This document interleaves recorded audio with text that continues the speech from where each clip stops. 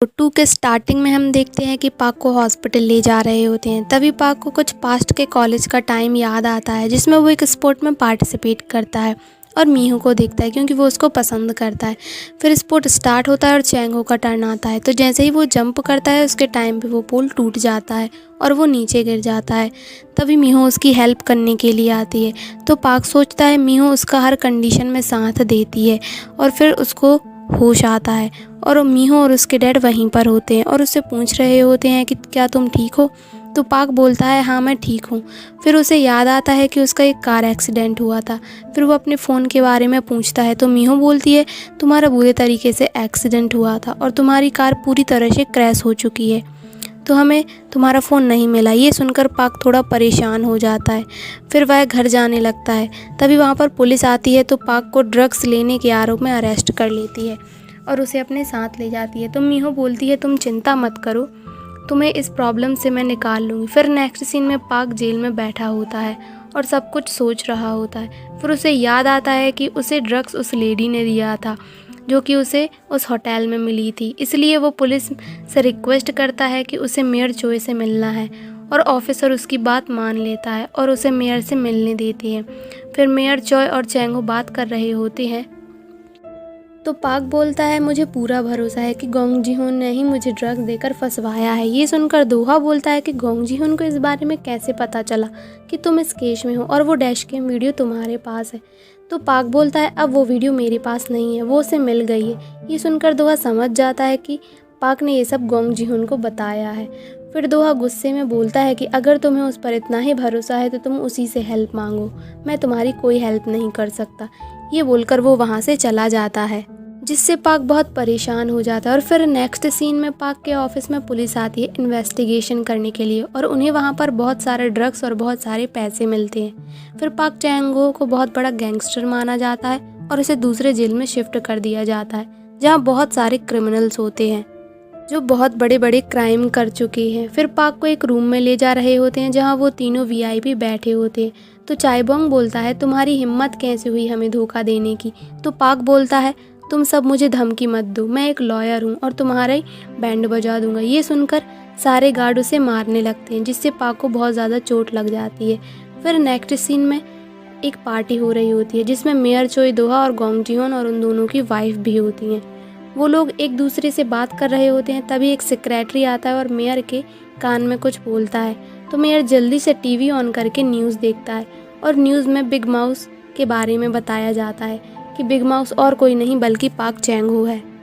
ये सुनकर गोंग जी-हुन और दोहा हैरान हो जाते हैं। फिर हम देखते हैं कि वो तीनों पाक को बहुत ज़्यादा मारते हैं और उसे रस्सी से लटका देते हैं। पाक उनसे माफ़ी मांगता है लेकिन वो लोग उसकी बात नहीं सुनते हैं और उसके नीचे से चेयर को खिसका देते हैं जिससे वो पूरी तरह लटक जाता है और उसका दम घुटने लगता है। और दूसरी तरफ गोंग जी-हुन वार्डन को कॉल करता है और पाक चैंगो के बारे में पूछता है। तो वार्डन कहता है हम उसकी अच्छी सेवा कर रहे हैं उसकी पिटाई करके।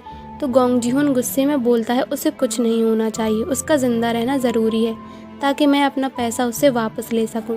तो वार्डन डॉक्टर की टीम को लेकर चैंगो को बचाने के लिए जाता है। डॉक्टर उसे CPR देता है जिससे पाक की जान बच जाती है। फिर नेक्स्ट सीन में मीहू और प्रोसिक्यूटर पाक से मिलने के लिए आते हैं लेकिन वो पुलिस ऑफिसर बोलता है पाक अभी किसी से मिलना नहीं चाहता है, इसलिए वो उन दोनों को वापस भेज देता है। तो मीहू परेशान होकर बाहर आती है और कार में बैठी होती है। तभी मीहू के डैड का प्रोसिक्यूटर को कॉल आता है। तो वो बोलते हैं कि मीहू के घर मत भेजना, हमारे घर के आसपास बहुत सारे न्यूज़ रिपोर्टर्स हैं जो मीहू से क्वेश्चन पूछना चाहते हैं। दरअसल मीहू को अभी ये नहीं पता कि पाक चैंगो को बिग माउस बुला रहे हैं सभी लोग, क्योंकि वो एक बहुत बड़ा क्रिमिनल है और मीहू के डैडी ये नहीं चाहते कि मीहू को ये सब पता चले। लेकिन मीहू अपने फ़ोन में ये न्यूज़ देख लेती है और उसे पता चल जाता है कि जिससे मीहू को बहुत ज़्यादा गुस्सा आता है और वो प्रोसिक्यूटर मीहू से बोलता है कि तुम्हें घर नहीं जाना चाहिए क्योंकि वहाँ बहुत सारे रिपोर्टर्स हैं जो तुमसे क्वेश्चन करेंगे। लेकिन मीहू बोलती है कि मैं अपना इंटरव्यू देना चाहती हूँ क्योंकि जेल में भी टीवी में ये न्यूज़ दिखाया जाता है जिससे पाक को मेरा मैसेज मिल जाएगा, इसीलिए मैं अपना इंटरव्यू ज़रूर दूंगी। ये बोलकर वो चली जाती है। वहीं दूसरी तरफ पाक को जेल के अंदर डाल देते हैं जहाँ बहुत सारे प्राइजनर्स पहले से ही होते हैं और वो सब पाक की हेल्प करते हैं। तभी टीवी में मीहो का इंटरव्यू दिखाया जाता है और मीहो बोलती है कि तुम टेंशन मत लो, कैसे भी करके मैं तुम्हें इस प्रॉब्लम से निकाल लूँगी, मुझे तुम पर पूरा भरोसा है, इसलिए तुम मुझ पर भरोसा करो। ये सुनकर पाक बहुत ज़्यादा इमोशनल हो जाता है और रोने लगता है।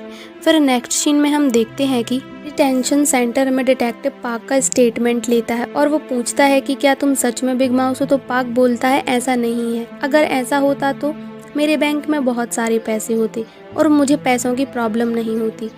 और वहीं बाहर मेयर चोई दोहा पाक का स्टेटमेंट देख रहा होता है। फिर पाक को डिटेंशन सेंटर से उसी जेल में ले जा रहे होते हैं। तभी पाक देखता है कि हर जगह उसी की बातें हो रही हैं।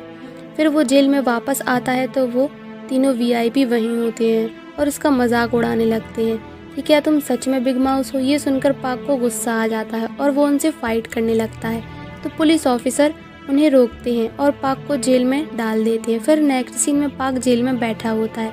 तभी एक आदमी से उसका नाम पूछता है और पाक की डेट ऑफ बर्थ पूछता है, लेकिन पाक उसको नहीं बताता। तो वो आदमी बोलता है कि मैं इसलिए पूछ रहा हूँ ताकि मैं तुम्हारा फ्यूचर जान सकूँ। तो पाक बोलता है इसकी कोई ज़रूरत नहीं है, मेरी वाइफ ने पहले ही मेरा फ्यूचर पता कर लिया है।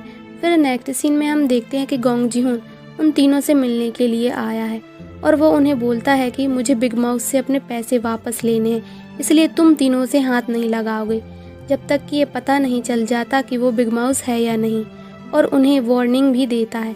फिर गोंग जी-होon उस आदमी को बुलाता है जो पाक चेंग-हो का स्टेटमेंट ले रहा था और वो उससे पूछता है कि क्या वो सच में बिग माउस है। तो वो आदमी बोलता है कि उसका इन्वेस्टिगेशन अभी चालू है, जब ये प्रूफ हो जाएगा तो मैं आपको बोल दूंगा। तो गोंग जी-होon बोलता है मुझे बिग माउस से अपने पैसे लेने हैं, इसलिए अगर तुम मेरी हेल्प करोगे तो मैं तुम्हारी हेल्प करूँगा, जिससे तुम्हारी सारी प्रॉब्लम सॉल्व हो जाएंगी और तुम्हारा फ्यूचर भी ब्राइट होगा। डिटेक्टिव बोलता है कि मुझे कुछ भी पता चलेगा तो मैं आपको बताऊंगा, और गोंग जी-होon वहाँ से चला जाता है। इसके बाद वो डिटेक्टिव बाहर आकर एक कार में बैठ जाता है और वो कार चोई दोहा की होती है और वो चोई दोहा को एक डायरी देता है जिसमें वो नाम लिखे होते हैं जो बिग माउस के वीआईपी कस्टमर हैं जिन्हें बिग माउस ड्रग सप्लाई करता था। तो डिटेक्टिव चोई दोहा से बोलता है कि तुम इस केस में इतना क्यों इंटरेस्ट ले रहे हो। तो चोई दोहा बोलता है कि मैं गोंग जी-होon को दिखाना चाहता हूँ कि मैं मेयर अपने दम से बना हूँ, ना कि उसके पैसों की वजह से। तो डिटेक्टिव बोलता है तुम्हें अपना पूरा ध्यान रखना होगा। तो चोई बोलता है कि तुम मुझे धोखा तो नहीं दोगे। तो डिटेक्टिव बोलता है कि तुम्हें मैं धोखा क्यों दूंगा, ऐसा वैसा कुछ मत सोचो। चोई दोहा बोलता है क्या तुम्हें सच में लगता है कि पाक चेंग-हो ही बिग माउस है। तो डिटेक्टिव बोलता है ये तो अभी इन्वेस्टिगेशन होने के बाद ही पता चलेगा। फिर नेक्स्ट सीन में हम देखते हैं कि मीहो और उसके डैड और वो प्रोसिक्यूटर आपस में बात कर रहे होते हैं कि चेंग-हो पर ऐसे इल्ज़ाम कैसे लगा। तभी उन्हें क्लू मिलता है कि जिस लेडी ने चेंग-हो को जूस में ड्रग मिलाकर दिया था वो अभी गायब है। फिर उन्हें सब कुछ पता चलता है कि कैसे गोंग जी-होon ने हॉस्पिटल मर्डर के केस में पाक को फंसाया है। फिर हमें जेल का सीन दिखाया जाता है जहाँ पाक बैठकर खाना खा रहा होता है। तभी एक क्रिमिनल पाक को आके मारने लगता है क्योंकि उसे ये अच्छा नहीं लगता कि हर जगह बिग माउस के बारे में बात हो रही है, और वो उसे मारने लगता है। और ये सब वार्डन कैमरे में देख लेता है और अनाउंस करता है कि पाक को दूसरे रूम में ले जाया जाए। फिर पाक वार्डन के पास जाता है तो वो पाक को बहुत सारा खाना देता है। ये देखकर पाक हैरान हो जाता है और उसे भूख लगी थी तो वो खाना खाने लगता है। तब वार्डन पाक से पूछता है कि क्या तुम सच में बिग माउस हो। तो पाक बोलता है ऐसा कुछ नहीं है, मेरा यकीन करो, मुझे नहीं पता कि मुझे बिग माउस क्यों कह रही है, मेरा नाम तो बिग माउथ था। ये सुनकर वार्डन को गुस्सा आ जाता है और उसे मारने लगता है और अपने ही गार्ड से बोलता है कि इसे दूसरे जेल में डाल दो। फिर पाक को दूसरे जेल में डाल दिया जाता है जहाँ और कोई भी नहीं होता, जिससे पाक काफ़ी दुखी हो जाता है और रोने लगता है। फिर नेक्स्ट सीन में हम मीहो को देखते हैं जो उस हॉस्पिटल में जाती है अपना इंटरव्यू देने के लिए, क्योंकि वो यहाँ ये सोचकर आई है कि मर्डर हॉस्पिटल से ही रिलेटेड है। फिर वो इंटरव्यू देती है और उसका इंटरव्यू मेयर की वाइफ ले रही है जो कि उस हॉस्पिटल की डायरेक्टर है। मीहो इंटरव्यू में पास हो जाती है और उसे वहाँ जॉब मिल जाती है। फिर नेक्स्ट सीन में हम देखते हैं कि प्रोसिक्यूटर पाक से मिलने जाता है और उसे बताता है कि मीहो ने उस हॉस्पिटल में जॉब ले ली है। ताकि वो वहाँ रहकर इन्वेस्टिगेट कर सके। तभी पाक बोलता है कि उसे ये सब नहीं करना चाहिए, मैं एक काम करता हूँ, उसे डिवोर्स दे देता हूँ। तो प्रोसिक्यूटर बोलता है तुम ऐसा क्यों करना चाहते हो? तो पाक बोलता है मैं नहीं चाहता कि उसकी लाइफ मेरी वजह से बर्बाद हो। मेरी लाइफ तो बर्बाद हो चुकी है, इसलिए मैं उससे दूर हो जाऊँगा ताकि वो मेरी लाइफ से भी दूर हो जाए और उस पर कोई भी मुसीबत ना आए। फिर नेक्स्ट सीन में पाक सुसाइड लेटर लिखता है कि वो सुसाइड करना चाहता है। फॉर्च्यून टेलर उसकी बात सुन लेता है और वो बोलता है कि तुम इतने जल्दी नहीं मर सकती हो क्योंकि तुम्हारी लाइफ बहुत लंबी है, लेकिन हाँ ऐसा हो सकता है कि तुम अपने हाथ पैर तोड़ लो तो सारी ज़िंदगी तुम एक अपाहिज बनकर रह सकते हो, लेकिन इससे तुम्हारी लाइफ और ज़्यादा ख़राब हो जाएगी, इसलिए ऐसा वैसा कुछ मत करो। ये सुनकर पाक रोने लगता है। तभी उसकी नज़र उन सब प्राइजनर्स पर पड़ती है। वो सोचता है कि इतना मैं क्यों सोच रहा हूँ, ये सब इतने डेंजरस हैं कि अगर मैं इनसे पंगा लूँगा तो ये सब मुझे खुद ही मार देंगे। इसलिए पाक उसी क्रिमिनल के पास जाता है और उससे खुद ही पंगा लेता है। तो वो क्रिमिनल उससे फाइट करने लगता है तो पाक उसको बहुत ज़ोर से पंच करता है जिससे कि वो नीचे गिर जाता है। ये देखकर सब बहुत हैरान हो जाते हैं। फिर पाक सोचता है कि से इतने ज़ोर से उसे पंच नहीं करना चाहिए था क्योंकि पाक ने पहले ऐसी फाइट नहीं की है, इसलिए उसे पता नहीं कि उसके पंच में इतनी ताकत है। फिर पाक वहाँ से चला जाता है। तभी उसकी नज़र एक और प्राइजनर पर पड़ती है। वह सोचता है कि उसका अगला टारगेट अब ये है, इसीलिए वो उसके पास जाकर उसे बोलता है कि तुमने अपनी माँ का दूध पिया है तो मुझे मारो। लेकिन वो उसे नहीं मारता है बल्कि इमोशनल हो जाता है क्योंकि पाक ने उसकी मॉम के बारे में बात की, जिससे वो ज़ोर ज़ोर से रोने लगता है क्योंकि उसे अपनी माँ की याद आने लगती है और वो बोलता है कि मॉम मुझे माफ़ कर दो। फिर पाक वहाँ बैठ जाता है और सोचता है कि काश मैं उसकी मॉम के बारे में कुछ नहीं बोलता। फिर नेक्स्ट डे जब पाक लंच के लिए जाता है तो सब उससे डरने लगते हैं और उसे एक्स्ट्रा खाना भी देते हैं, जिससे उसका फ्रेंड जेरी बहुत खुश हो जाता है। फिर वो लोग बैठकर खाना खा रहे होते हैं। तभी पाक उन लोगों की बात सुन लेता है कि कैसे एक क्रिमिनल ने यहाँ से भागने की कोशिश की, लेकिन एक गार्ड ने उसे देख लिया और उसे गोली मार दी। ये सुनकर पाक को आइडिया आता है कि वो भी यहाँ से भागने की कोशिश करेगा तो वो भी उसे मार देंगे, इसलिए पाक रात को भागने की कोशिश करता है, जिसके वजह से सायरन बजने लगता है। तो वार्डन गार्ड को ऑर्डर देता है कि उसे मार दो क्योंकि उसे लगता है कि वो कोई और प्राइजनर है जो फिर से भागने की कोशिश कर रहा है। फिर सारे गार्ड पाक को घेर लेते हैं और पाक जानबूझकर चिल्ला रहा होता है ताकि गार्ड उसे देखकर गोली मार दें। तो गार्ड चैंगो पर निशाना लगाता है और यहीं पर हमारा एपिसोड ख़त्म हो जाता है।